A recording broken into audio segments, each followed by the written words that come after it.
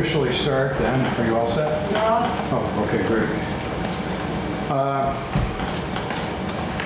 So the first item that we listed is continuing on meter installation, copper compliance issues, and I think what Jennifer was starting to talk about beforehand actually segues off the meter installation issues. So Yeah, if you want and I think to if go we- back to the yeah. beginning on that. Yeah. Let me start slightly differently, which is the list I got, which was the one that came from Corey of about 200 meters that had or had not been installed. It was the requested meters since 2016. I cross-referenced that list, eliminated the ones who already had meters. We got down to about 60. Of those 60, I cross-referenced the address to the name of the requester. Of those, we got down to 10 where the same owner is owning that property. Only 10. Some of them were not cross-referencing. I coded it all and sent it out sometime last week, I think. And some of them, there are a few corporate names, could be the same, but I know, as I say, the old timers will know this, John will recognize it. Loretta Hunt was on that list. She sold her property, as far as I know, moved, and she's now dead.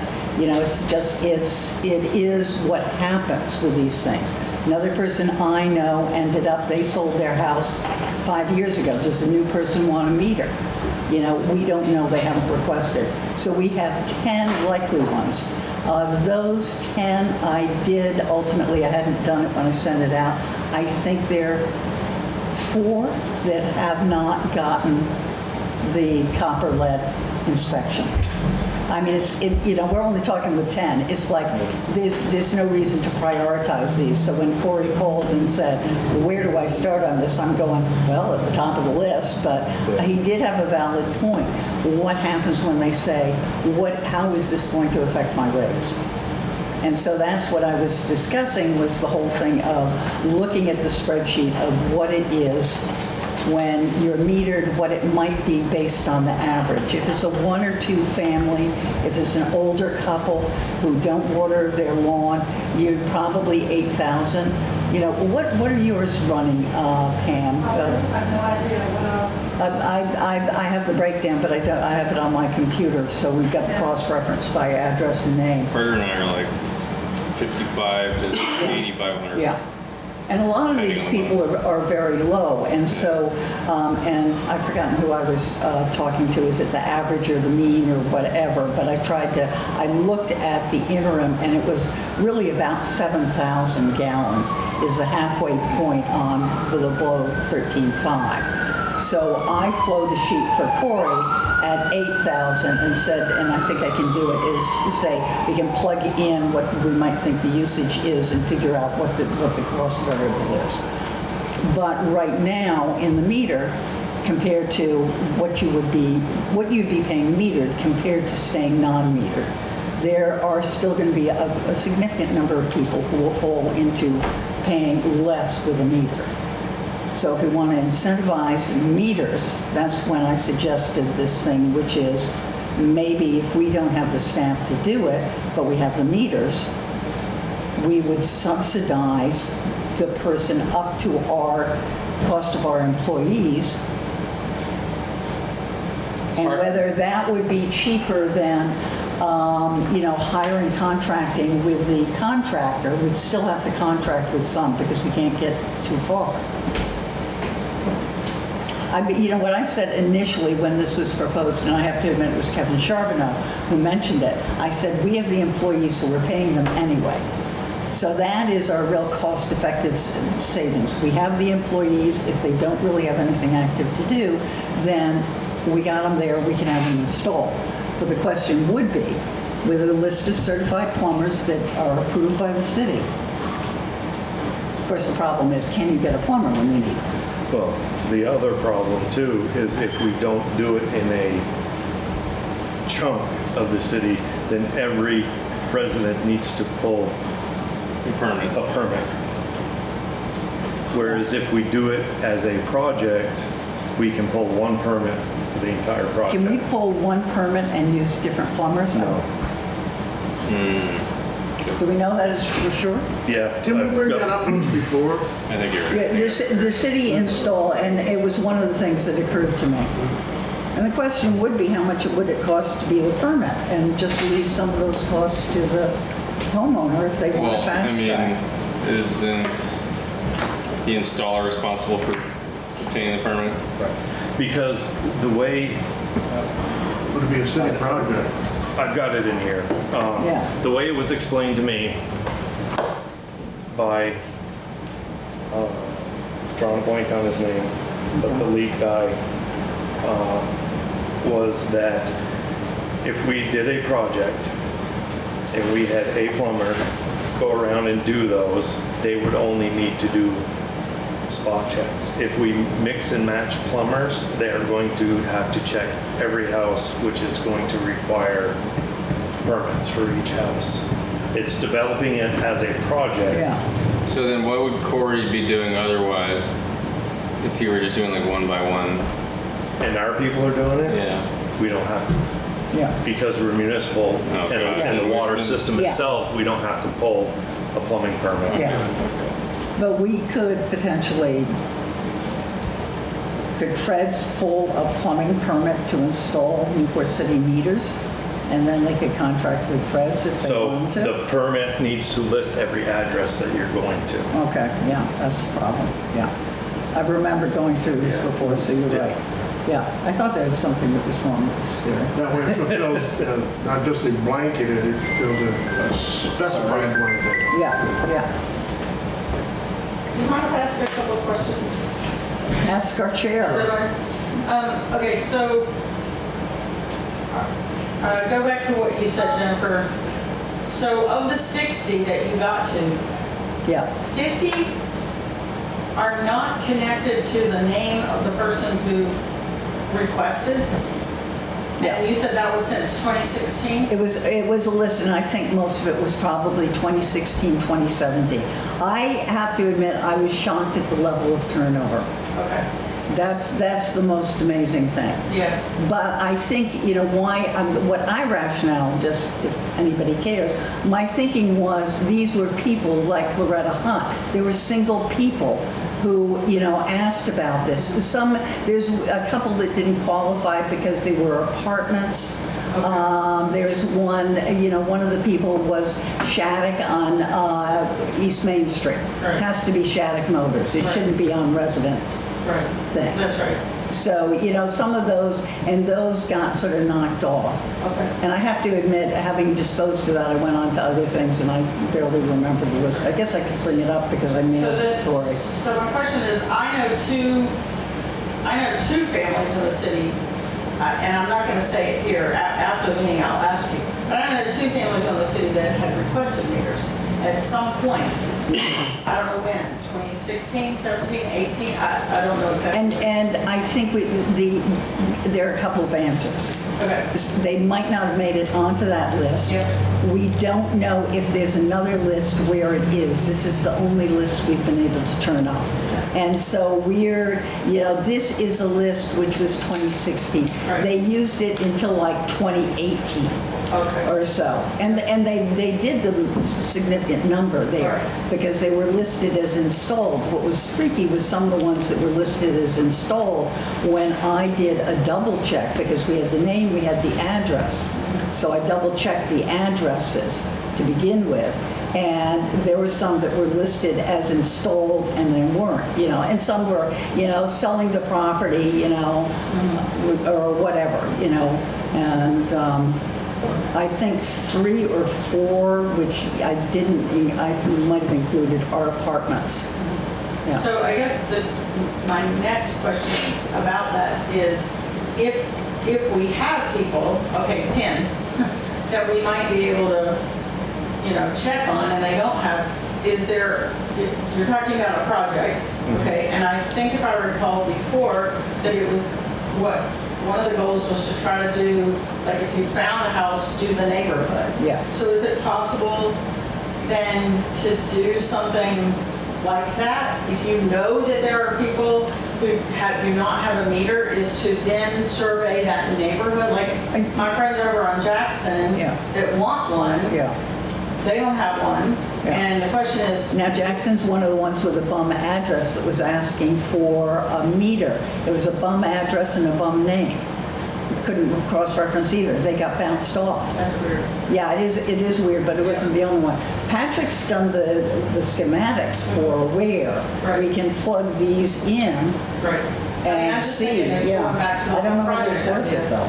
though. Well, so the, I thought we had established that we were gonna just start over and solicit new. yeah, Yeah. Well, that, yes. So Yeah. I feel like we're kind of digging too far Yeah, and backwards. I think we address the 10 and we move on. Sure, and that's up to Yeah, Corey, right? Yeah, Like, that's Corey's first yeah. go. First grouping. Yeah, Corey's waiting for directive.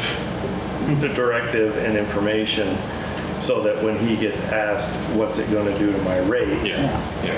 And that's what I tried to send him. Right. And then I didn't want to say, here you go, you can run with it, because, you know, it's not been vetted by, you know. That, and I think there needs to be like a big fat disclaimer at the top. Yeah, Right. yeah, and that was one of the things which I did disclaim. My question would be, is I don't think he's authorized to discuss matters and not to give information out like that. What will be your rate? It'll change it. Yeah. I can say that.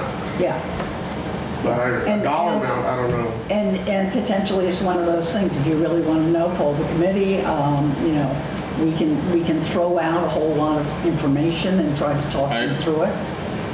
Yeah. I feel like that should be coming from the clerk's office. yeah. Yeah. We've got to get the information to them so they can. I think an example like this is fair, but I don't think we should be soliciting personal calculations. Well, it's impossible until the meter's in to really know Yeah. Yeah. what Yeah. people use. So I mean, you can't you do can- anything more than give them Yeah. some, you know, guesses. If you use X gallons, here's what it probably And, looks like. and we've got one other, which is the size of the toilets. If it's an old house, which you've got to realize, you know, some of those are whatever, 3, 7 gallon. Erroneous of like how they're, or regardless of how they're plumbed, like I feel like we should just do this 4 different ways, Yeah. like 25 or 3,500, 8,000, 13,500, and 17 or something. Yeah, And then the question is, well, how do I know how much I use? yeah. That's what you meter. Right. It's a chicken and egg problem. It's not an option. This was a Yeah. mandate. Right. by the Yeah. Exactly. council. So why are we dancing in circles? Well, I was just thinking, if we're gonna try to disseminate information, we should do it all at once before we Yeah. start soliciting. And I think if we're gonna do it like this, then we should have a couple of other comparables. Yeah, yeah, which I ended up, oh, sorry. There has to be like a handout where you're saying this is, Like, cause we, This I might have forgotten because I suddenly, I how's that one you forgot. sent us, right? No, this is a different Oh, one. yeah. I just have one more question, I'm sorry, now. Yeah. Okay, So Jennifer, it's, sorry, it doesn't say the connection to the, somebody sent me their water bill. yeah, And they used last quarter, well, January to April, they used 12,679 gallons. yeah. How does that, where does that fall? Is that like average, is that low, is that high? That's basically high. It's close to the 13, and what I'm seeing as average, and you know, potentially you don't know because I'm looking at addresses or I'm looking at names, and there are not enough people to really know. You know, you're usually in that 8,000. You know, Patrick might be a low usage at 5. You know, I'm asking Pam and Ann because they water their garden. Yeah. But we only water the garden Yeah. intermittently. And they would be a prime example, but unfortunately, if I brought my computer, I could have brought that up because I've got all the rates, so I would have been able to do that. I was talking to a lady who's done savings, but she's got an old washer, she probably has old plumbing, they saved her money by finding a leak. She's using, as one single person, and she's claiming she's doing everything she can, 8,000 gallons. And that, in my mind, is high. If they're two Patricks, you know, this does not make sense. Yeah, well, and that's what she's saying. We feel like this is really high. Yeah. And there's only 2 of us in the house and we're doing absolutely everything we can to conserve. Then everything. there's a potential they might have something that's dripping. Some people have toilets that drip and they flush in the middle of the night and you miss them. And I know that when Pedro was around, he had this little thing instead of what one drip made of how many, literally hundreds of gallons went through so quickly. I mean, it's phenomenal what one drip will do. Yeah, that's Yeah. happened So to they were- Miss Rowell when she had Vanessa. Yeah, that's true. She was one that got skyrocketed. Yeah. So it's that, and it is some of the old washing machines. The new one is, it's a couple of gallons. The old one, 20 or 30, So they would really need a plumber to come in and just check out everything and see? Sometimes, I'm trying to think, if they don't have a leak, I do know of somebody who had a leak in the cellar, and they found out that it is city water. They aren't metered. It is city water, and it's leaking in from a break somewhere and into their cellar because it was chlorinated water. But if there's no running water that we Oh, know leached of, into the house. yeah. Okay. From the connection on, yeah.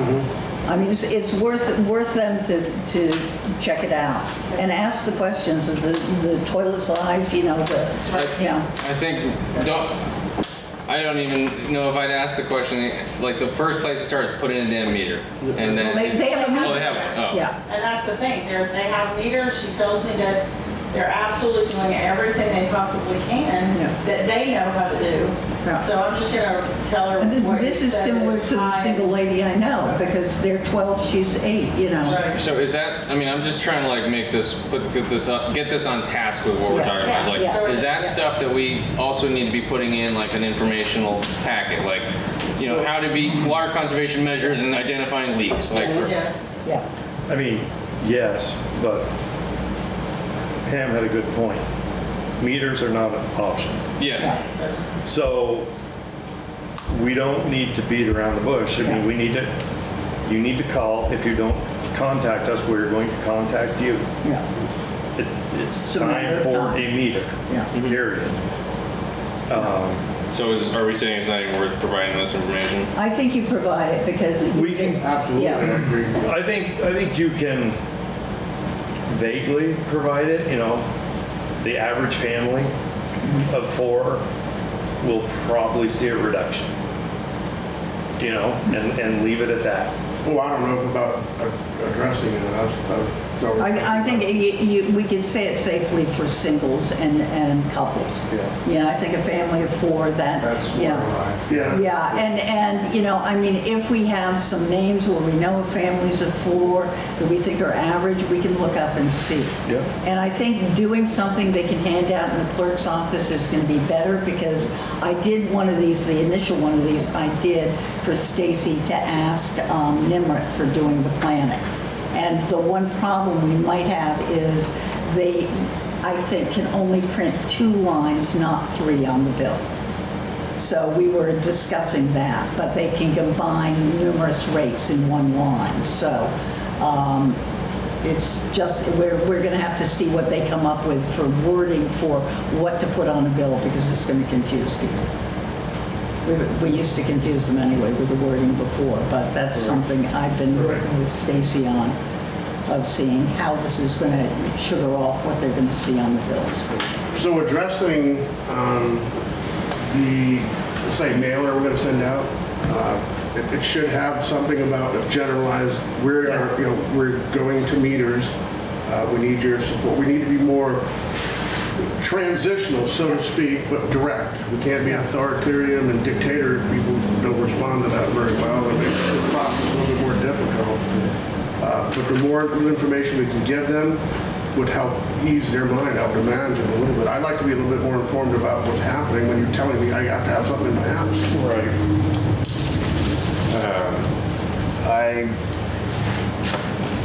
That's a lot of mailing.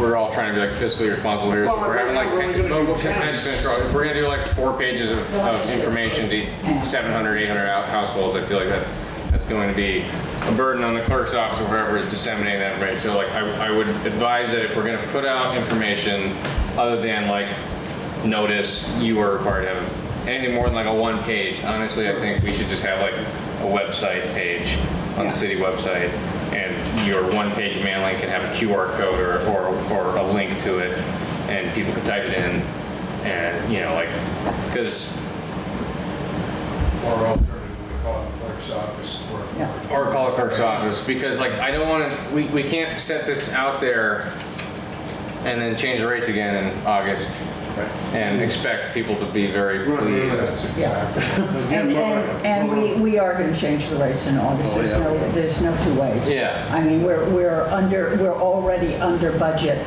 and that's not factoring in the 1 million loan. And only 5% capital. Yeah, so. Yeah, I mean, everything, we might be able to make it with the capital fund, but I don't think we can. I don't think we're funding the capital fund. So backing up to last meeting, like Corey has not been issued directions to start really this effort. He's still, I imagine he's still doing lead and copper inspections as they come in or as he gets to them.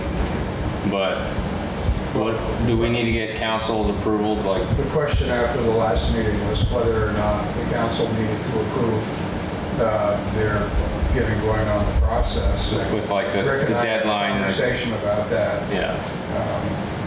sometime last week, I've forgotten when. Okay. But in any event, the outcome of that discussion was, we don't think the council needs to approve this. When Tom gets back, they just tell them to go ahead and start doing it. It's a budgeted item. They have, they're winding down their other projects, just jump in and start. So what do they need from us in order for them to feel good about starting? I would say they need the list of, a consolidated list of people that don't have meters, yeah. Okay. Which they do basically have. I mean, we can bring it up by street. That's what was left at the tail end too, that they would continue to lead and copper until Tom come back, and then you were gonna jump hot and heavy on. Right. But And it is, and the lead and copper appear to be, spotty all over. Interesting thing, I realized I hadn't sent in my lead and copper thing because I was an unknown. And, some of the people who asked for meters were known and some of them were unknown. Yeah, so, What about putting out a new request for people who want meters? right. yeah. They've started that.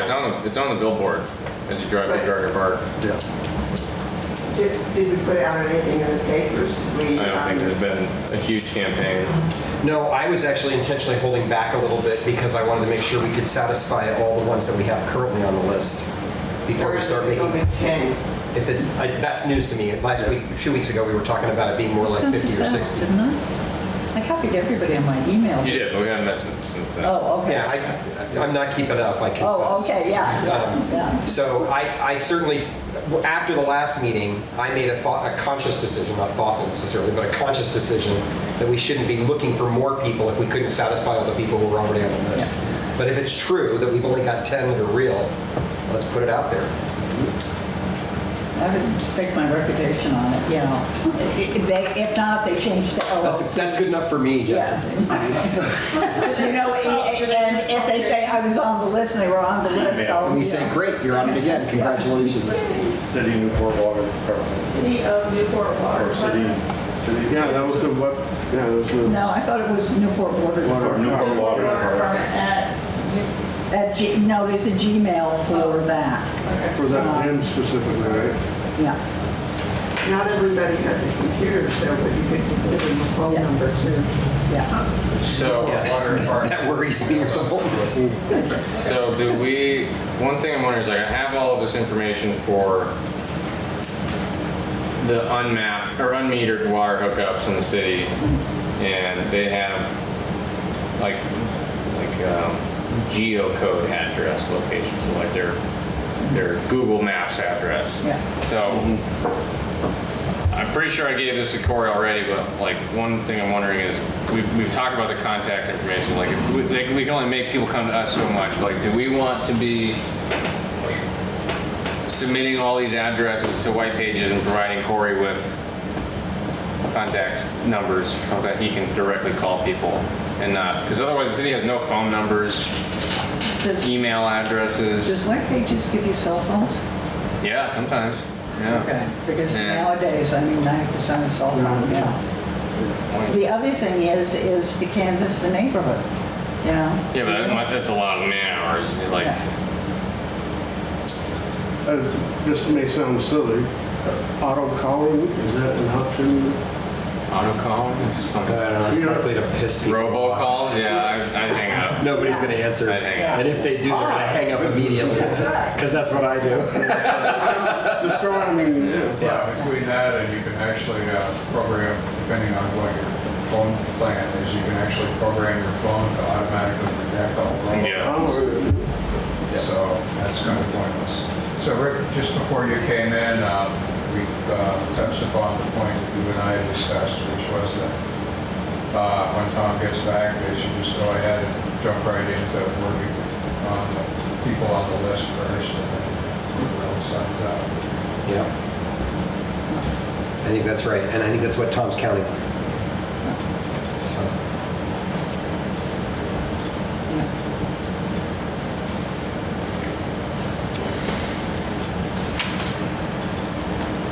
So in terms of reaching out to people and starting the campaign again, it sounds like a combination of the sign down there, something in the newspaper, the white pages. Canvassing, if there's really like closing a tight loop in a neighborhood, I guess, but like, I don't think wholesale canvassing is No. the most efficient use of time. The only If thing we might had the A lot of list people won't that open have the door it, when then they see it's it. not going to be quite as wholesale, it'll be more targeted. it might be. Yeah, but 700 houses. Yeah. Yeah. Maybe where somebody's asked for a meter, if they want a meter, you canvass in the neighborhood, we Yeah. can easily bring it up. I mean, that's what I was thinking, when they're installing. well, they're gonna see you there anyway, so Yeah. hey, while you're here, can you do Yeah. mine? Yeah. I mean, I can see that. Yeah. If you have a flyer, are you allowed to put it out on election day on a table for somebody to just pick up as they vote? Well, it's not what's on the Yeah, best. probably. No, it probably not, because the water tower is going to affect Oh, the yeah. rates, so, and that's on All the right, bottom. maybe not. It's a good idea. Yeah, I mean, it. Like so yeah. many good ideas, it's not allowed. Yeah. And while It we're, might be allowed, I mean, but, it depends on how you want to interpret the It's law. more than whatever that magic distance is, 100 feet from the polling place. So you could have a table. At least it's summer. Working under 10, and, so expanding on perhaps in the neighborhood canvassing while they're there, could we put the things on the doors? And say, we're in the neighborhood doing water meters. Yeah, these are all, I think, good strategies. Ultimately, I think it's like a Corey and Tom yeah. thing. You know, like it's their means and methods. However they get it done is however they get it done. I just want to make sure like we're providing them with whatever they need from us, which honestly I don't think is much beyond this list of unmetered, Yeah. that short list of last Yeah. call for volunteers. I'm looking at your list that you sent, the database one, Yeah. the spreadsheet one. So, Anyone? Oh, a different list. yeah, No, this is, he's looking at the. I'm looking at that, Yeah. Right. The 10, and then where there's you've got a bunch of 22, names yeah. crossed out and there are about 10 left. Yeah. And I'm thinking about, every once in a while somebody says to me, my name's on that list, like, what's Kelby's dad, Steve's last name, what's his McManus, insists that he's been on the list, but I don't see his name here. And I think what it is, and I think Tom mentioned it at a meeting, if the guys were there doing some work and they said, oh, I want a meter. That's how it counted. It might not have gotten there. Okay, So they could have called and could have left a message, and it's written down somewhere in City Hall, but not. okay. You know, I mean, Yep. we have to admit, it's very easy. I lose Well, lists and this all is the why time. I think they're, like, we really lean into this one point of contact. Corey is the guy. Yeah. One number, one name, one spreadsheet. Yeah. Because it wasn't as coordinated back then, Yeah. where we're trying to Yeah, and coordinate. with keep that Gmail address, it's a little confusing, but we know everything's going to one. You aren't going to confuse it with another. So it is, And it seems like wherever we have an opportunity to make the invitation with an apology, Yeah. right? To Yeah. say, we are aware that many of you may have tried to put your name on a list in the Yeah. past. we're telling you that we don't have it. Yeah. And we would love to have your name on a list again because we're serious and we're moving on this thing. And I think we've been saying that. We just said, let's see if we can satisfy the people who might have been waiting Absolutely. for ages. So, now is the point of saying, hey, guys, contact us, Yeah, it's great news that we could take care of these 10 and feel like we've done with it. Hopefully they still want them. Yeah. Well, After that last meeting, I sent you an email. Can I ask you about that now? If you remind me what it It was. was about perhaps you doing an NEK-TV about the water meter issue and giving us. Sure, I mean, I'm doing those regularly. descriptive Yeah. And giving that information Yeah. out. And have A lot it of print, people look- yeah, and have it a print of, We can pretty much, that's one Yeah. medium that we've got covered, Yeah. that we've got a blanket. Yeah, I think we can do NEK-TV. I think we can do an article in both papers. I think Brian would be willing to do an article for us in the Dispatch. And then, the PM, We have Joe Gresham. et cetera, social media, yeah, network can pick it up and really make it go for those people who don't do Yeah. traditional media. yeah. And then I think we put it on the sign. I didn't know it was on the sign, but I. That email address almost doesn't fit on that damn sign. It's hard to see that. Oh, it's hard to see, and I keep on getting the same thing. And the you know, stoplight is those- after the those stop sign, fires so or whatever you it just is, want you to know. stop before the stoplight to check it out. And then you have to sit there and go, And then you're beeping and you're Yeah. lost in it. or you're halfway through and it disappears. Yeah, Flyers on the wall at Tim and Doug's and a few other key Yeah. places. yeah. Take this phone number, which will be, take this email, I mean, you can do it. Are we gonna hit everybody? No. And just, and to, the point, this is required. It's gonna happen at some point, And we're moving forward. We'd Yeah. like you to join us in this Yeah. effort. yeah. and don't expect it tomorrow. Yeah, we can set that expectation too, right? Like, we're making the list that we're going to be working on for the next year to 18 months, right? Yeah, I think if we set an expectation like that, it's appropriate. yeah. Be among the first 50 to sign up and, Get a Tim and Doug's ice cream and Oh, keep going. yeah. The highest level of motivation there is in the kingdom. Well, I'm just gonna say this because this, Tom did say at the last meeting that they are at the tail end of several very large projects. And I recognize that we got a difference in the public works, in the water and sewer employees and the public works employees. But you've got employees. And maybe some of these, public works employees who aren't trained in for the They're gonna be water the and sewer second. could be, what's that? they're going to be the second. Tom already said that afterwards. We're going to have one installer once we know all the guys can install. Right. And then the second is going to be a public works guy. Well, because you don't know yeah. which ones of the public works guys might have great aptitude and take right to this thing. Yeah. And be able to learn how to do it along with your other stuff. And if we're already paying them, we need to be paying them to do this and not Yeah. sitting around with the rest. But in that same meeting, it was identified that the professional was going to be the high pay rate, where the seasonal would be the cheaper, but Yeah. give you the two people, they are employees. Absolutely. Yeah. Another place is if we had a nice looking half sheet flyer, we could just give it to the guys over at the recycling center and say, please hand me these to every single person that comes through here. I like that idea. Yeah. I like that. Yeah. I mean, is it at the point where someone's sitting on the street, hey, Yeah, I was thinking, hand out on the street. You could, when was the last time? when's it on the Windshield waterfront? I wiper. mean, Is can it- someone you sit don't at even remember does that. a table somewhere? Does the clerk's office have the ability to separate metered bills from non-metered bills, and we stuff a half-page mailing in No, with it? you can't divide up the mailing. I helped them with the mailing at one point because we were in the middle of, they were doing payroll and they just had the election. And that was interesting. They will pull out, and they said when you're folding, because it wasn't, sometimes it's folded by Mount Press, they were folding and stuffing. And they said if it's the same address, same person, same address, they combine. And there are a couple of those, there are 2 or 3. They walk Dutch Spates's, half-inch pile So- across the street. So is it, But to do metered and non-metered, no, you that's have fine, to that's read fine, the I bill. understand, but can we just stuff it in everyone? Yeah, Half a page? Sure. yeah. I mean, like, the walking around stuff really doesn't make sense to me. Yeah. The stuffing is going to be a little bit of a bitch unless we decide to do the stuff and fold and hire Meg Press who can do it together. This was your bill plus a double flyer plus an insert to the flyer.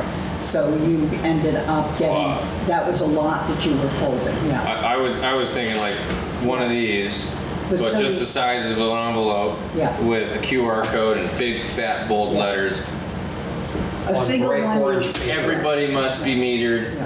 If you are not metered, follow this QR code or type in this one. QR code. Provide a phone number, isn't it? A lot of people. Yeah. And it won't drive a lot of others. Like you I think offered one side multiple with a options: QR and phone one with a number, non-QR. email address, website, QR code. Yeah, Like, because a lot of people are doing QR codes. yeah, oh yeah. Yeah. If you Well, I don't can get it know, on. just to be third. clear, Yeah. this doesn't have a whole lot to do, in my judgment, with class anymore. Like, we're discovering when we do stuff for NDD, that we actually get the highest level of response and participation when we offer a QR code across the board.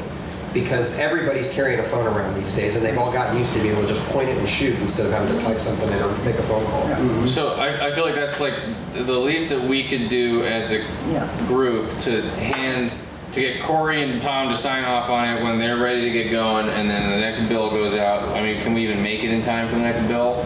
Sure. Yeah, you can do it at any point as long as it's ready, and the bills are printed that morning, and most of them are folded So that. The next bill's not till the end of August. End of August. Okay. I didn't know. And with a disclaimer that you're going to see a rate increase because we might decide to increase before the next billing. So I don't mind taking a stab at like a literal. I don't know how are they. What size 1/3 of a page. they will do a Yeah, 1/3? that's what, I think that's what it's called. yeah. Like You Yeah. should double check it, because some of those envelopes, I think, are slightly undersized. No, these are all full size. You're doing several sheets, but if you want to avoid folding a sheet, then you do 1/3 of a page. So you fold the bill so it's accordion, and you just And put stuff it it in. inside. But Yeah. they'll cut the third or print. We, well, They will. Once you tell them to put it on- Because they're stuffing all the bills. Okay, then I So think. we just 3 to a sheet of paper and probably front and back side, and we just have them from Magog print, and then it's a matter of We make it volunteering to orange. help and stuff. Yeah, make it a good I'm color. We make orange. If you want to pay for it, I don't. That's not all significantly of more the expensive. sewer bills are colored, so you want a slightly different Different, yeah, color you go from white. what they're Pick a using different that color, time. yeah. They're orange or they're yellow, I Yeah. think we're on yellow now, yeah. Is this a waste of time? I mean, I think it's doing due diligence. It's gonna cost, Insert in everybody's Yeah. water bill, you're gonna reach them. yeah, it's not gonna increase the weight. The only reason you separate the multiples because at one point it goes overweight. You'll have 7 8x11s in an envelope.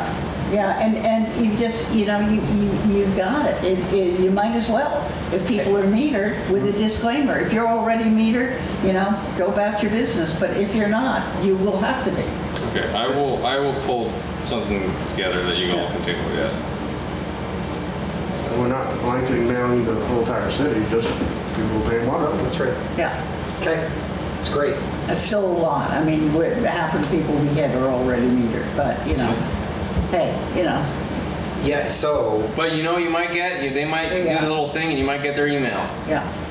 And then you actually know how to get in touch with them when their meter starts to shit the bed. So like, to me, it's an information campaign. Yeah, and it could be a business and the owner doesn't have a meter, And a pizza party, have volunteers. yep.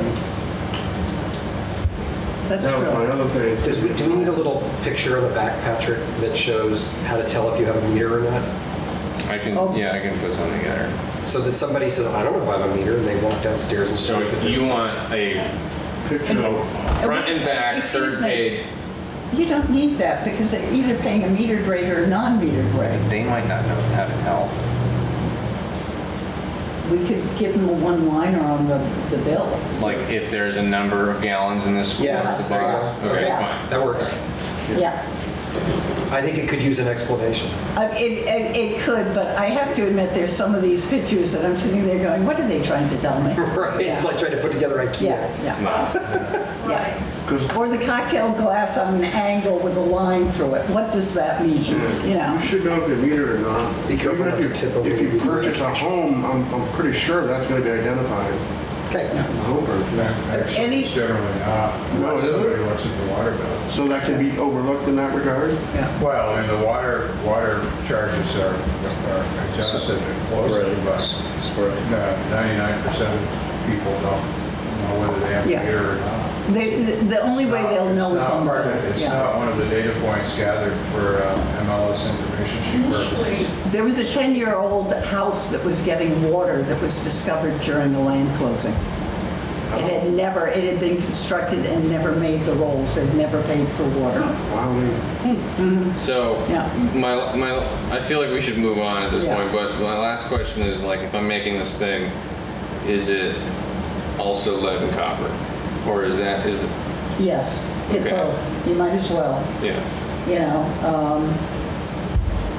That way we do hit everybody. yeah, Lead and copper meter, or Yeah. meter and then lead and copper. yeah, QR code will take you to, I don't know, maybe just Corey's email address. Yeah. And just sends an email. I don't know, I can see that's possible. and, you know, and then we need to probably give them maybe help because people are going to sit there and say, I don't know about the lead and copper.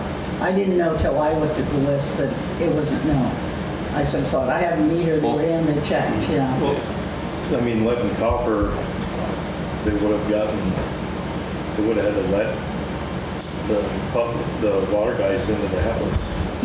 Yeah, but people don't always remember that. No? It's amazing how I don't remember that stuff. I don't even think they mentioned it when they put my meter in. I don't remember talking about lead or copper. No, they wouldn't Yeah, even Tom know. identifies that they don't know who got Yeah. what, and they have to physically dig down to put eyes on it, Yeah, Okay. and that'll mess up a curb stop. Well, they did it'll that mess up the Vector truck. lead and copper solicitation last year, Yeah, where they said, if you know where your water service entrance is and you have the capacity of taking a picture, yeah, take a picture and email it to us. yeah. I Yeah, did that. That's what I did. and I forgot to, I must admit, I meant to, yeah. Would that be something attached to a QR code?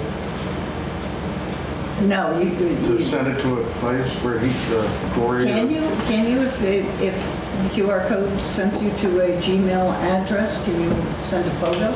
You could attach a photo. I assume. I have not done this. It's beyond most of us, I think.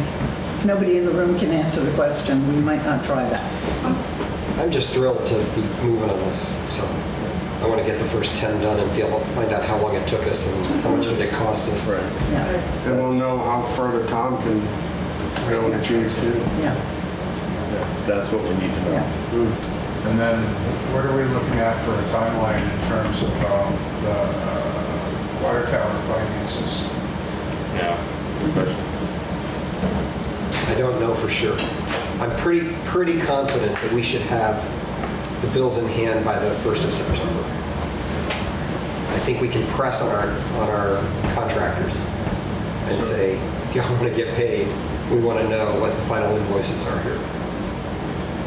Okay. So realistically, it would be September before we have a handle on whether there's any leftover money. That's right. I don't think that'll happen earlier because whatever they give us, we've still got to do some work on our end to make sure that we get the numbers right and we don't overspend another direction. So Should we then have a ballpark? I mean, at some point, we're going to have to ballpark in our rates going forward, and it might be something to add in the first level of going for an increase, where you are at least recognizing what our potential debt service is going to be on an annual basis and start trying to get that built into the rates. Because right now, we threw a figure in, but we don't know if we're near, far, whatever, and it would be nice to know that. because the rate increases that we're going to see are going to, I think, be tremendous for people. And at some point, we have to recognize the rate increase, the tax increase, all of these increases. People are not going to be able to pay. I mean, No, they're not. Yeah. They're not. Yeah. So I guess my answer to that would be, I don't think that, first of all, the next rate increase would have to be done, if I'm remembering correctly, by like the 1st of August, Yeah. right? Yeah. We did one Hopefully April not, 30. because that's So 2 May, weeks June, away, July let's means we would have to be doing it right now in the next 2 weeks. say. Yeah. We don't have any numbers. The next less than a week, so we're not going to do it, right? So the next one after that isn't until October. Yeah. Yeah, we do November 1, so we have to Exactly. have it in place in October. So we have time to let the water tower information come in, Yeah. to see how our first rate adjustment has settled, Yeah. and what have we learned when we get the first rate, increased payments back. And also to look at, hopefully by then, we will have also done a fairly deep dive into the budget itself and made sure that we don't have massive errors that we're worried about or that kind of stuff. So I would say we don't worry about I wouldn't even foreshadow Yeah. a rate increase because there's just too much we don't know. Another thing we don't know until we get there is the auditors are coming on Monday for 3 days to do their spot check. And by roughly the 1st of October, certainly by the middle of October, our expectation is we will have the audit in hand for 24-25 this year. And if we pull that off, that will tell us what the actual amount is that we need to borrow. So we may not need to borrow the full $1 million, right? We could get lucky and have to, be able to borrow $100,000 less or something. I was just talking with Chip about this afternoon. Same thing on property tax. Just because we've asked for permission to borrow up to 1.8 doesn't mean we'll do it. If the final audit adjusts our numbers lower, we'll take less. And you're going to have the audit before you have to do the special vote. I hope we won't, no, we'll have the audit before we have to set rates. Yeah. The audit won't be done until mid-October, special vote's happening in the middle of August. Right. So, we're okay. Oh, so you're going to approve up to 1.8 and hopefully not That's take that exactly right. much. Okay. Well, who knows what we'll have to take. We're going to Yeah. act like 1.8 is it. And But that's our 1 million safe is zone. answers. Yeah, hopefully it doesn't exceed 1.8 because you aren't asking for it, and hopefully you get a positive vote. Yeah. So this is effectively the third item on the agenda in terms of the timing of when we look at all of these numbers. So we're unlikely to have anything from the auditors until early October. I'd say mid-October. Okay, so we're going to be cutting it very close to November 1. Yeah, mark your calendars now for Thursday nights in the last half. I think if we can ballpark, if we have the final bills and estimate, we're missing a key feature, but we should be able to eyeball that. we could do a fairly decent adjustment. Which essentially anticipates my next question, which is would Chip be able to pull together rough numbers for us before then so that we don't have to do this entirely at the last second? It seems highly likely to me.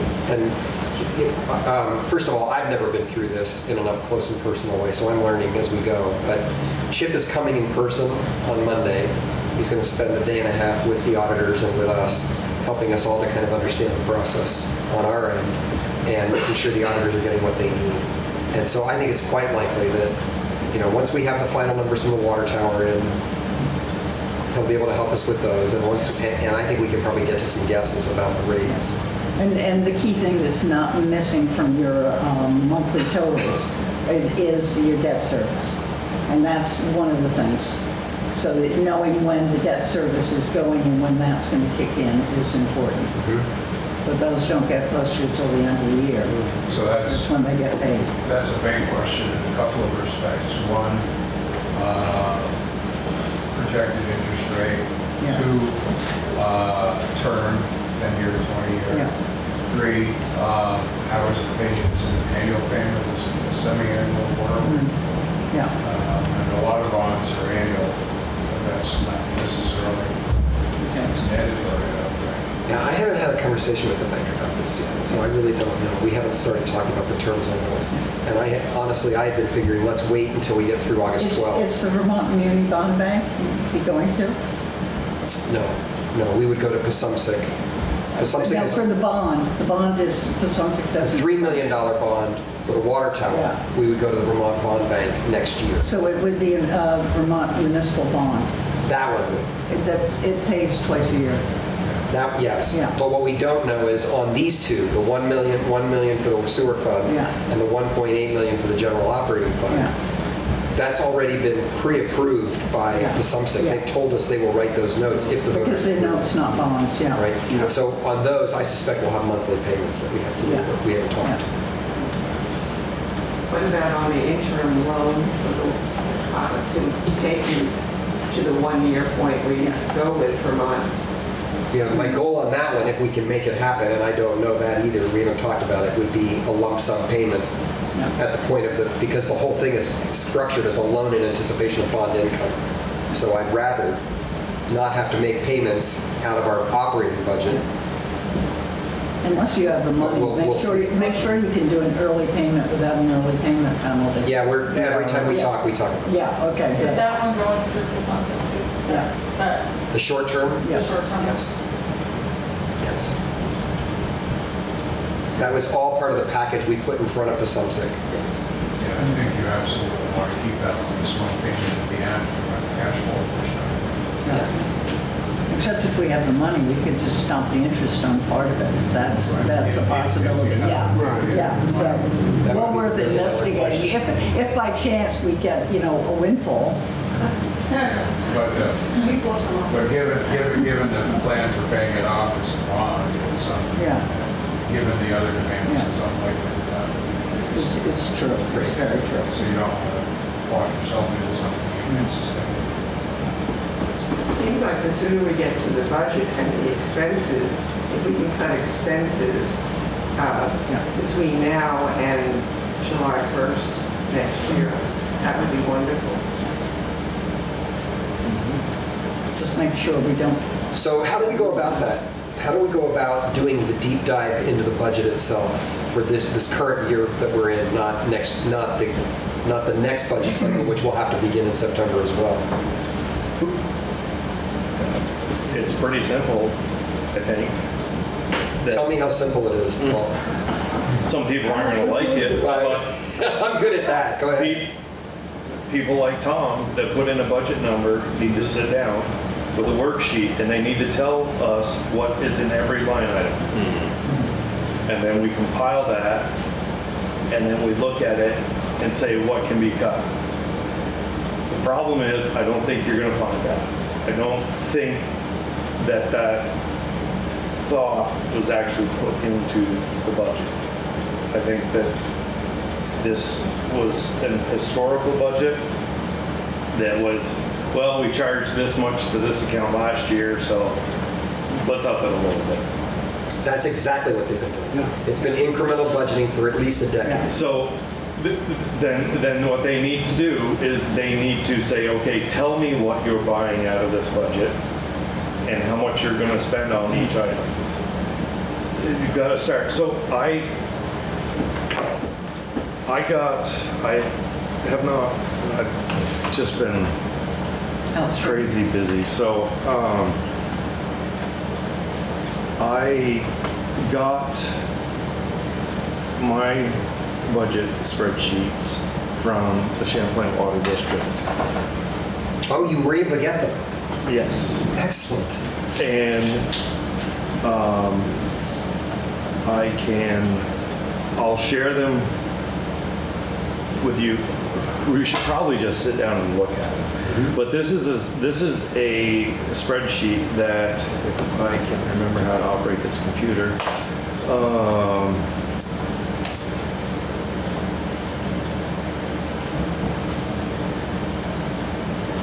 So, you've got, if the city could start using something like this, you've got each account number, right?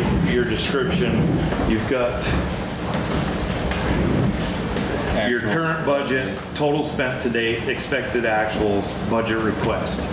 So then, if you go in to each worksheet, you should have your history of what you spent for the last 5 years. This is just an example. I don't know what budget I clicked on. This was transmission system leak detection and corrosion assessment. So we set a flat rate. We would go around our system and say, let's dig a hole here, and we would investigate the pipe. So we budgeted $2,000 a year to just arbitrarily dig a hole to find out the condition of the pipe. And across the bottom, what are all the tabs? Those are All your worksheets. each individual worksheet. For all your billing And codes. how many do you have? How many worksheets are there? There's 100 of them. There's a lot. There are a lot. So is this linked to like your actual accounting software? Or are you So manually entering those? interestingly enough, it is now. So since I departed, they are still using this system, but now it's linked to they've upgraded accounting. Are they using So- NEMRIC? Do you know? I didn't ask. I can ask. I would be curious because the numbers I keep hearing that something like 98% of the state municipalities use NEMRIC. But this is a water district, right? Yes. Well, that's true. It's not a municipality, so Yeah. probably they don't. So That's I've right. got something like 5. So yeah, around 130 something accounts.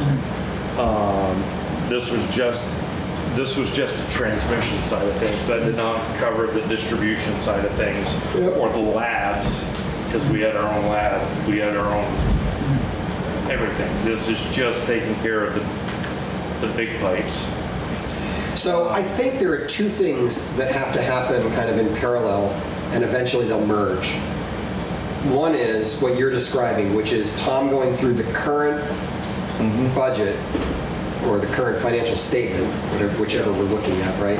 And creating a worksheet for every line. I think that's what I'm hearing you ask for, and I think Yep. that makes sense. Yep. Simultaneously, Chip is going to be, as soon as we get us through this next stage in the audit, Chip's focus, we just talked about this today, is beginning to really work on the chart of accounts. And that will include reforming how we manage the numbering on the chart of accounts. Because if we do it differently, we'll be able to slice and dice our data in far more sophisticated ways. Right now, basically, all you can learn is kind of one thing from the data, right? Yeah. But if we do it differently, and he helps us set up the different numbers in the code, that we'll be able to do things like, say, show us the total cost of all labor in water.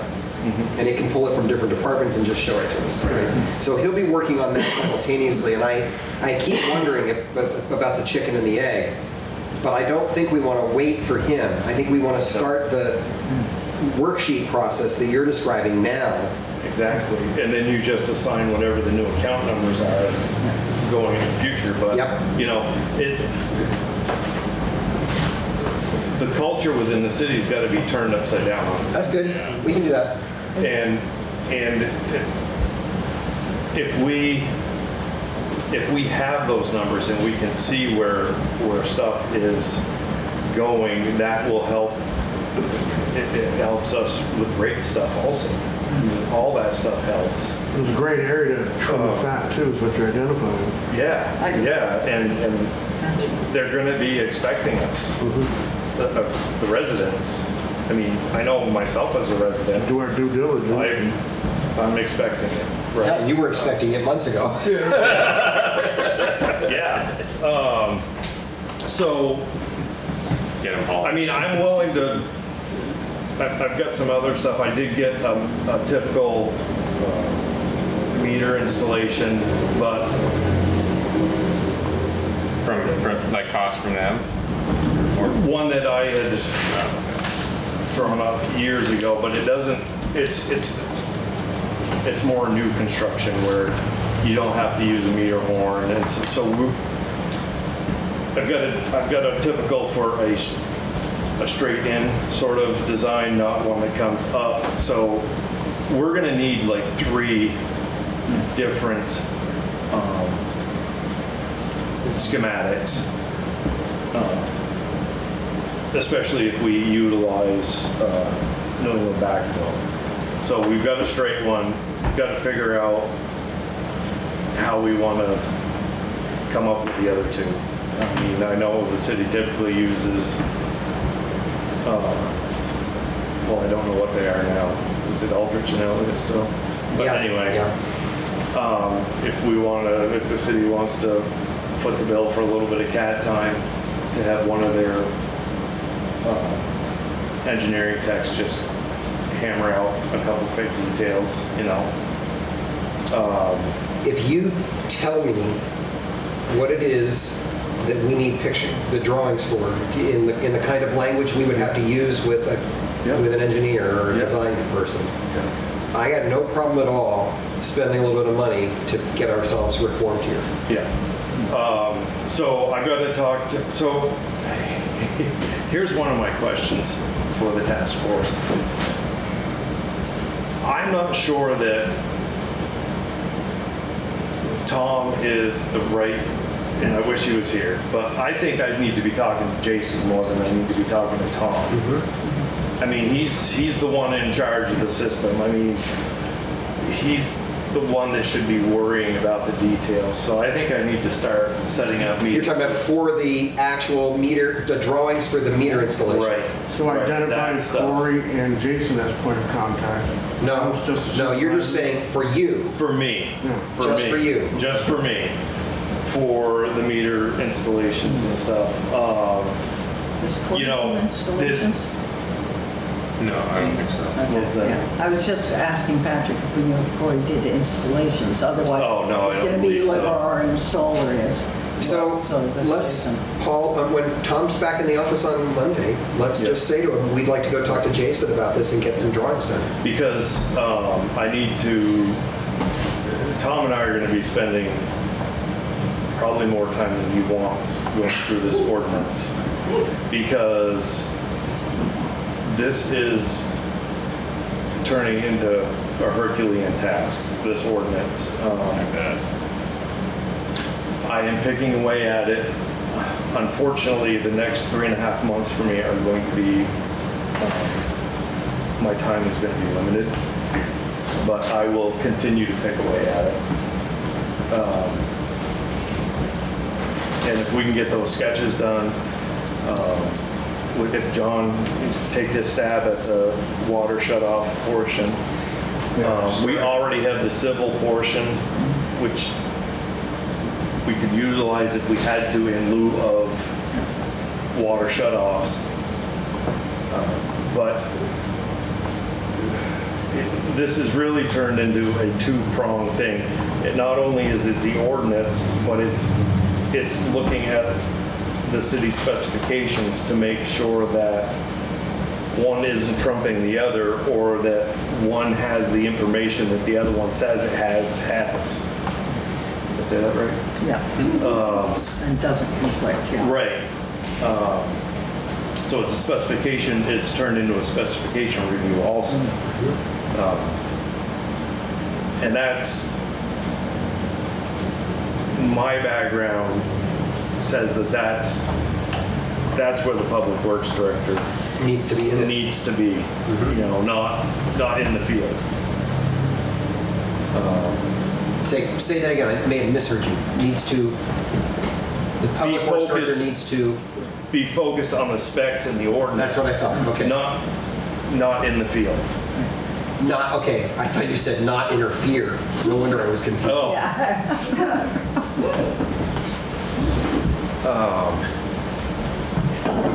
Okay, So that's what I have on the, so do you want to meet and go through, look at that budget? Consider it, or I'll leave that entirely up to you. I think, I mean, you could literally just print a generic worksheet and say, okay, write the account number on here, and give me a list of everything that you want to charge to this and how much it is.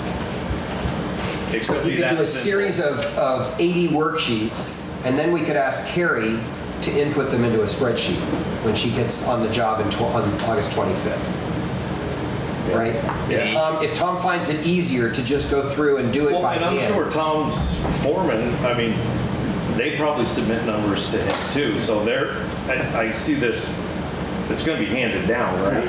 I mean, I'm not expecting, I would think that he got numbers from his leads, right? But I don't know that.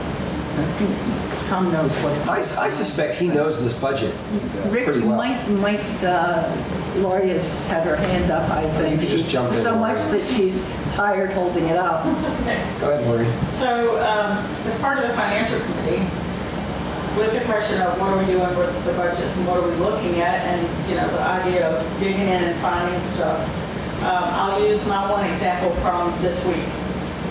In the $75,000 for the fire truck, I went back to the budget, found the line item under capital expenses, requested the information from Chip and Jim, and what I got back was 3 years worth of the invoices that were paid out of the capital expenditures. What we found was something that was charged, and I won't mention it because we really don't know what it is yet. There was a very large expenditure, we think, that was charged out of that budget right at the end of fiscal year 24, so June 30th, 2024. It was a very large amount of money that seemed to take all of the budgeted money from 24 and 25.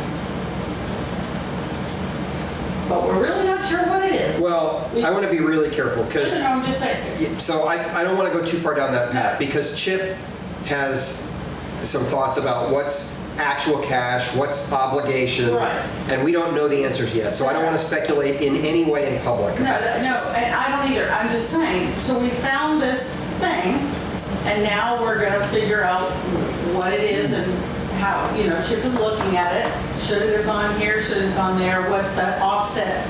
You know, so I just found something, what I think is kind of one of those anomaly things. What is this?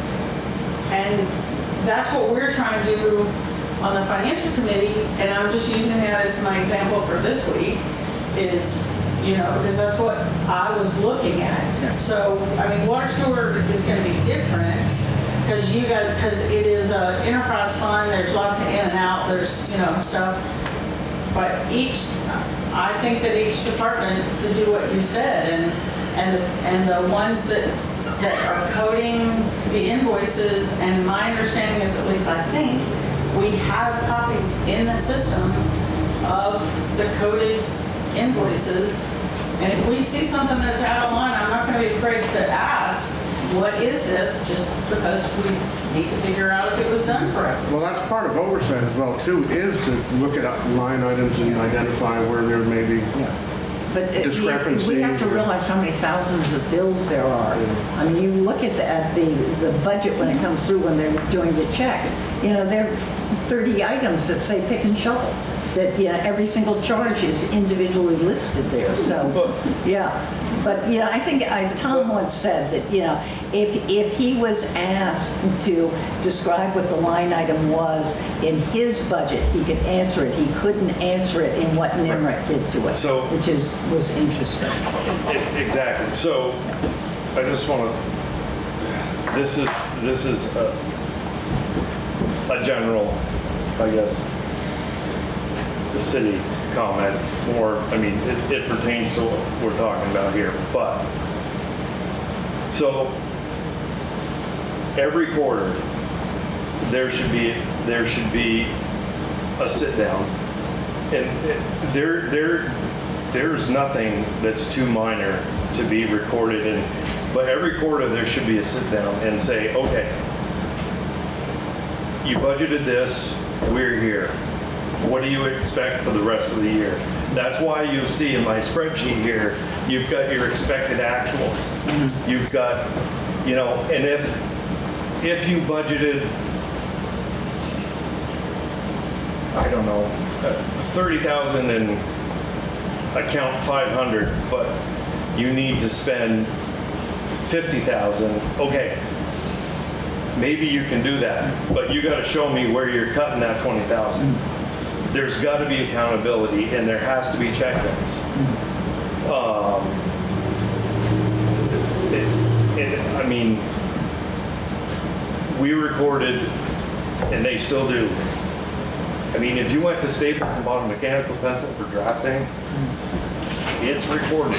It's in there. It's not a miscellaneous expense. And yeah, well, our miscellaneous expenses are a little phenomenal for, There's no such thing as a miscellaneous Yeah, I know. expense. ask your accountant. Yeah. And it would be nice to classify some of those things. Yeah. Yeah. Everything that's purchased has an account number, has a reason. This, you run a municipality like you run a business. It's not, we'll just get some more money from the taxpayers. Yeah. Don't do that. And historically, Okay, I'm kicking my soapbox to the side. There was a decision made by the city, a formal decision, that there would be an incremental budget. We were told officially that it was irresponsible not to do it that way. That was Laura Dolgan and James Merriam, because James Merriam who pontificated to the rest of the city. But that was said at a meeting, it will be on film somewhere, but it was specifically those two. And he said it with this full ministerial posture. So I'm meeting tomorrow morning with Kathleen Ramsey from VLCT in person. She's coming here to meet me. And the purpose of our conversation is just the two of us talking at the 50,000 foot level. What is the process that we would have to begin working toward? Because it's not, as far as I can tell, it's not an overnight proposition to move from an incremental budget system to a priority-based budgeting system. But I've listened to a bunch of podcasts now from other cities who have made that transition, and I'm pretty convinced that's the direction we need to go. And she's going to help us to figure out what are the pieces that make sense to try and implement this year, and then what's the process by which, if you commit to priority-based budgeting, it actually is an implementation process that's going to take several years. John Ward will tell you that what he did was priority-based and that it got switched to incremental. That doesn't surprise me. What we know, what's obvious is that whether or not there was intentionality in it, and I have no reason to believe it wasn't intentional. It's very common, and it was done here for a decade. You just keep taking the numbers and saying, okay, what was it last year? What's it going to be this year?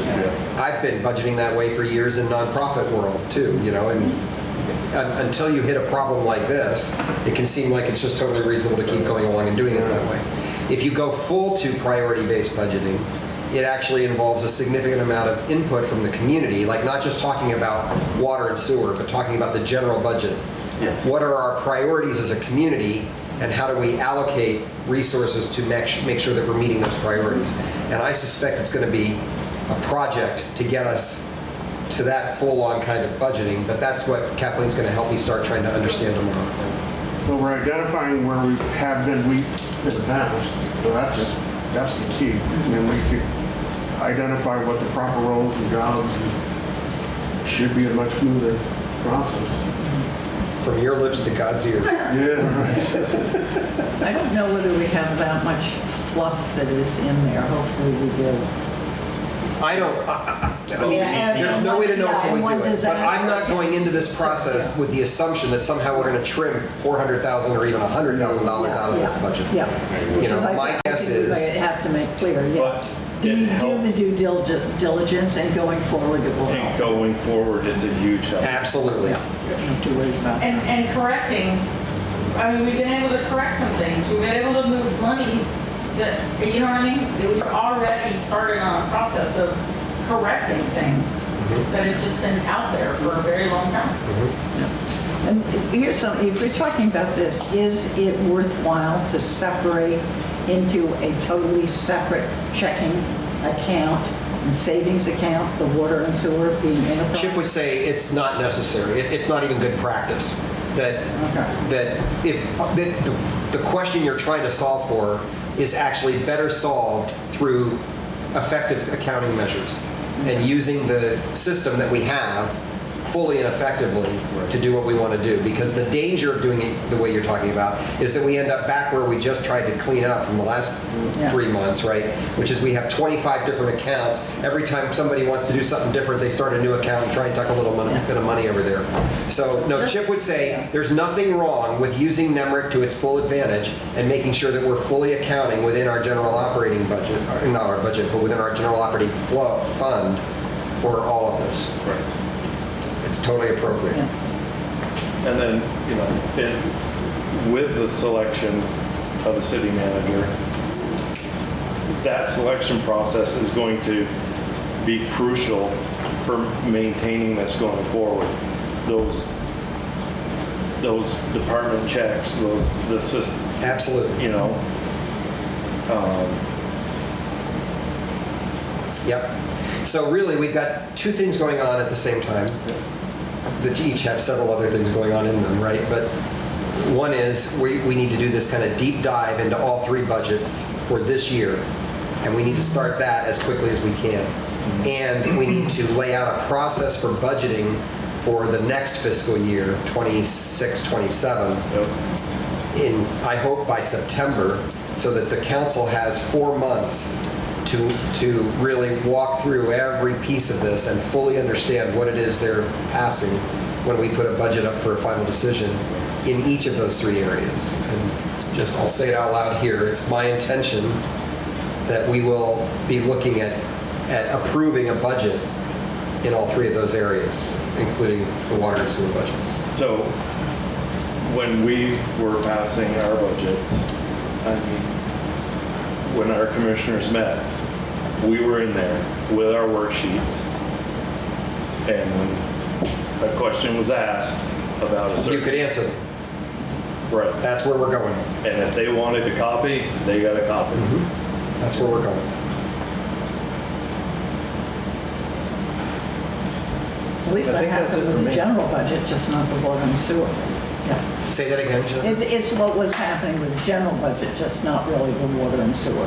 It was very superficial. It was, but, at least there is the knowledge that this is something that we have sort of done. But I haven't gotten any pushback from any of our department heads when I've said to them, we're going to have to do this in a far more in-depth intentional way. So I just want to be clear. I'm starting with the assumption that we've got a group here who knows that what's been done is not sustainable, and that it's going to take a change in our practice to make something new happen. And I think, and Pam and Ann have been attending council meetings for as long as I have. It's been very discouraging to see the consistent lack of questioning of just, we got to trim the budget. Yeah, we got to trim the budget. Oh, this is okay, pass it, and the voters will turn it down. It's like there were times when there was not one question that came. And the department heads were here, they did a presentation, they had all the answers. They just were never asked. Do you mean questions from council? From council. Questions from the audience? Either way, even the audience for years. Why we didn't ask questions, because we felt we fell for it. Yeah. From the council, it's probably the same reason. I don't know, but it dates back to absolute years of council before you guys even moved here. It's been sort of a tradition.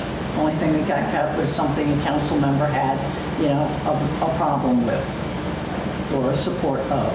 I think there's the other piece of that too is that, we're just all normal people here, and I had a conversation with Andrew Giuseppe the other day, and the fact is, we were both like, it's crazy amount of things that we are learning.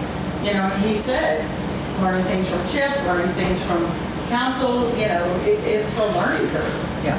And so, And even back in the 80s it was, but it was a lot simpler back then. And right now, your learning curve is even more without having the city manager who would have the knowledge of all of it. And the liaisons. Have you assigned liaisons? No. Yeah. And I don't intend to in the near term. The council is overextended right now. Yeah, well, that's one of the things. But that was very good because you did a deep dive. So my deep dive was recreation and then the police department. You know, so you learned a lot about them and how they work. And some of that's very much the same these days. You know, we're talking 40 years. 40 years.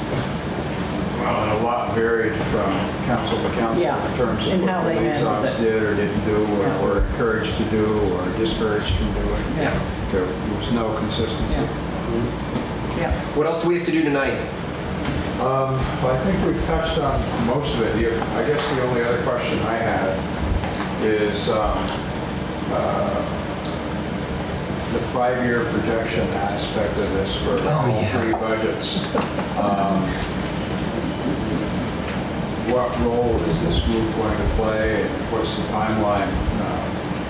Or what should we know about the timeline? Okay, here's what I think I know, but if it's anything like the last 4 months, Well, it hasn't- I will be disabused of what I think I know as we go along. But what It hasn't come up in a council meeting, so. No, what I think I understand is that assuming the voters approve our 5 articles in the ballot, then we will begin shortly thereafter, probably actually somewhere toward the end of August, because I'm going on vacation the day after the vote for 10 days. But when I get back, we will start another conversation with Pasumsic. We know we have to wait a month after the vote before Pasumsic, we can act on anything with Pasumsic anyway. But we'll begin that conversation, the week of the 25th, and start working on what Pasumsic needs for the 1.8 and the $1 million loans in particular. And I suspect they will tell us that they want to see a cash flow, like at least a thoughtful guess at cash flow for water and sewer, for sewer in particular, for that $1 million note for at least 5 years. And honestly, I think the best way for us to go at that is by early October, we'll have a pretty good idea of what our adjusting, our tinkering, what your tinkering recommendations for the council did.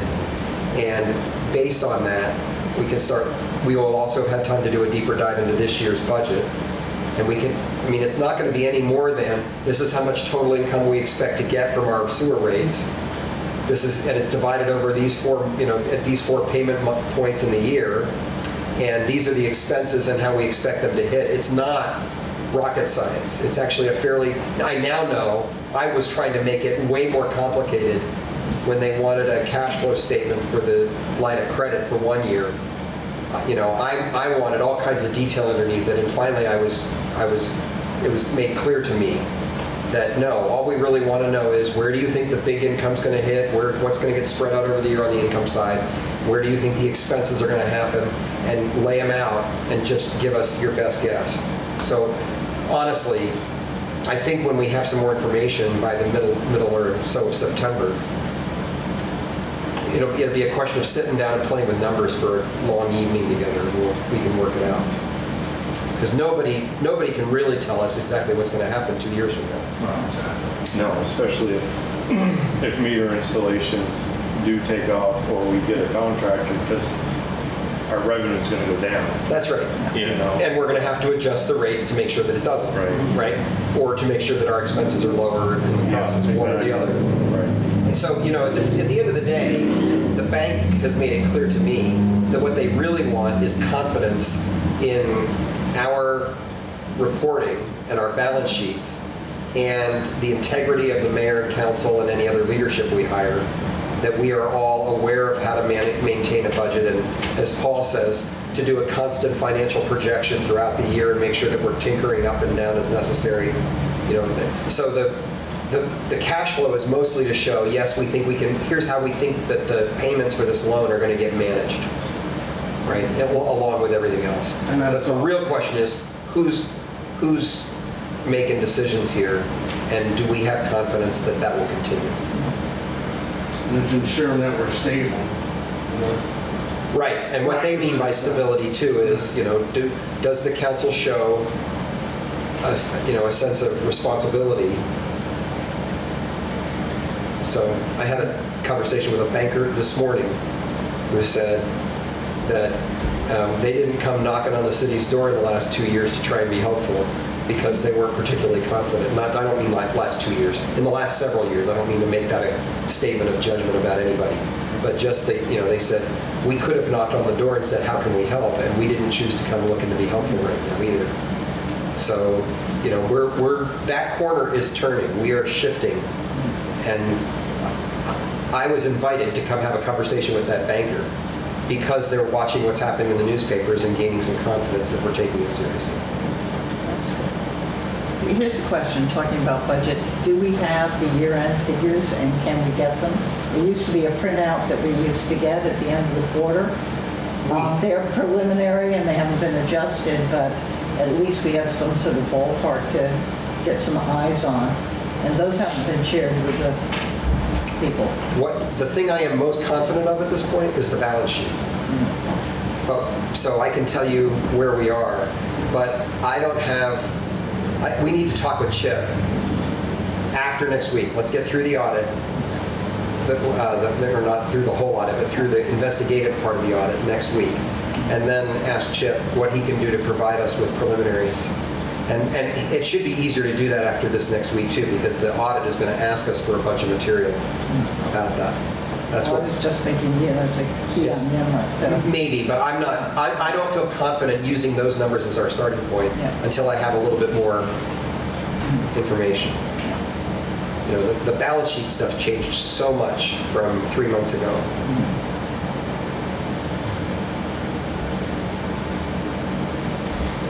Soon, really soon we'll have it. Would be you nice can to set something avoid preliminary would be operating. useful from the perspective of Sarah to look at.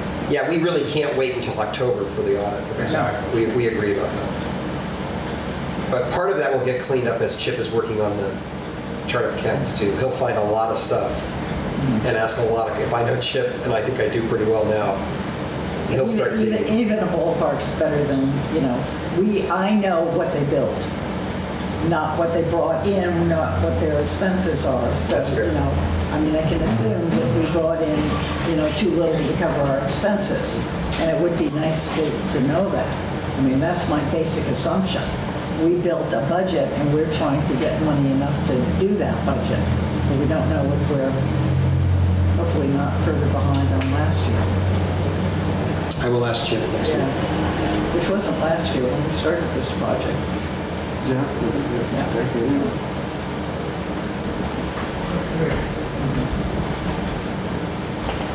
there anything else that we should talk about tonight? I think Paul touched on the ordinance.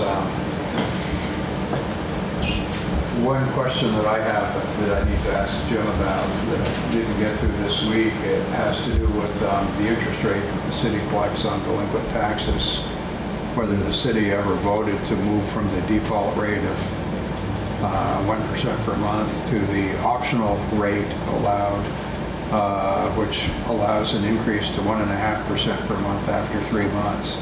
And the significance of that is that the state water and sewer enabling statutes say that the interest rate on delinquent water and sewer charges is tied to that tax rate. The interest rate rather on delinquent taxes. So I just don't know which it is in Newport. I don't remember if Newport ever voted to change it when the authorizing statute was changed 20, 25 years ago to allow that. The other thing I've come across is that for water and sewer purposes, it is prohibited to charge the tax collector fee, the 8% fee. You can only charge the interest. Really? Yeah. So that reduces the incentive to pay on time compared to paying taxes. If you're looking at trying to, If you know that. borrow money by postponing payment. Yeah.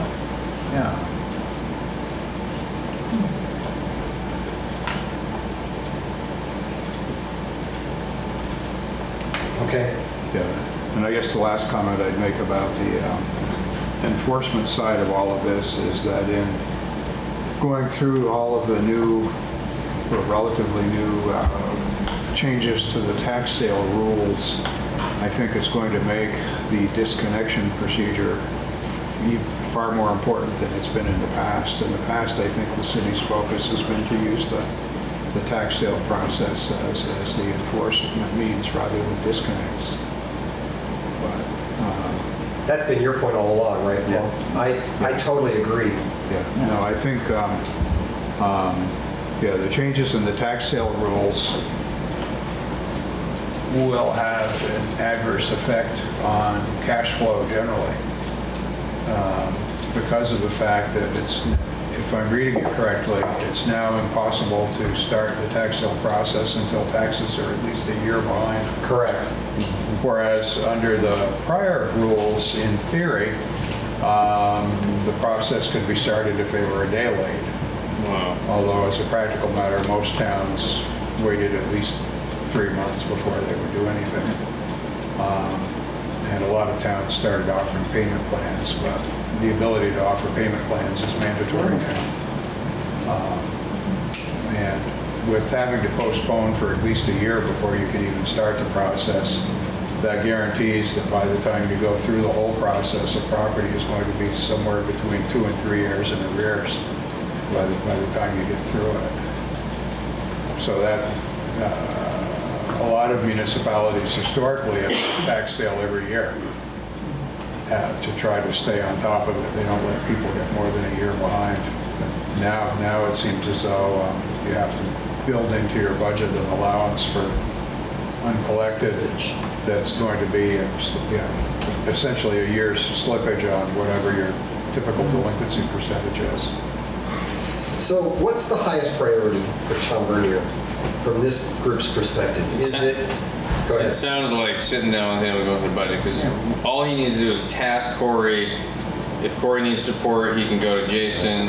If Corey needs, Jason needs other guys, maybe we get the seasonals or split pros with amateurs and divide and conquer, but it doesn't sound like Tom needs to be out there in the streets. No, I mean, if he can work with me on ordinance and specifications, I mean, because it sounds like you're going to every department head for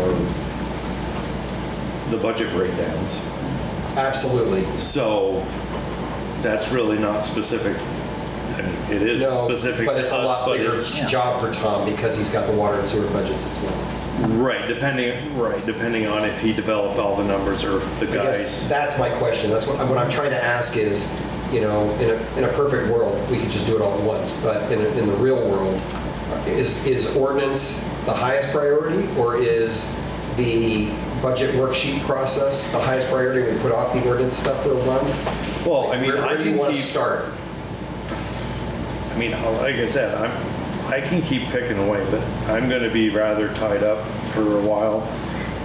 So, I mean, I don't know how much I'll be able to meet with Tom. I can keep picking away at it, and we can just try to do it electronically,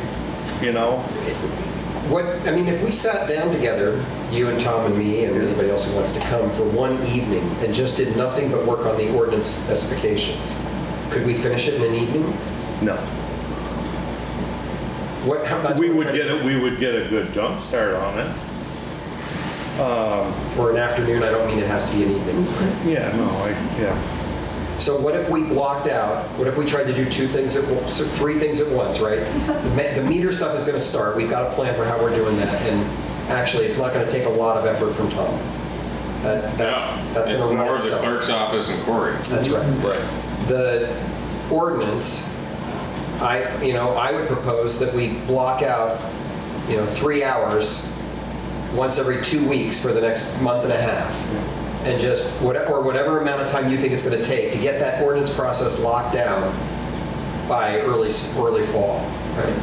And then the third is we go to work with Tom along with everybody else, as you suggest, on the budget worksheet stuff, which we'll be able to really jumpstart when Carrie's in place, because I think she can provide a lot of support to department heads on this. And she's going to be needing busy work as she learns her job. It's a good thing to have meaningful work for her to do right away.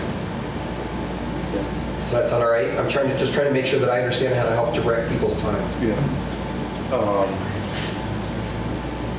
Yeah, I mean, definitely with the ordinance, I mean, there's going to be plenty of people reviewing it after it's edited. So I think with 3 or 4 people max for a work session, because if you get, you chase too many rabbits around That's for right. 3 hours. Yeah.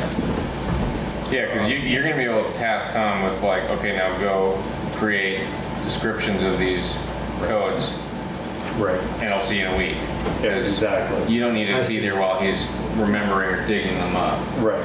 Because he can do a lot of this work and then meet with you and Right. then go from there. Right. When you think timeline, and you said it in review, once we get the gist, we review it here. Yep. We send it, it's got to be vetted by a lawyer, and when are they going to have the time, and, you know, all of this. They aren't going to be looking at the specs, but they're going to be looking at The ordinance, yeah. the ordinance Yep. itself. So, I mean, we're talking, what, 3-4 months of review once you get it finished? Oh, yeah. Yeah. Right. So, you know, that. Easy. that's- It's Yeah, gonna I be- mean, that, It's realistically speaking, it'll be next summer before we Yeah. get the Right. new ordinance in place. So Right.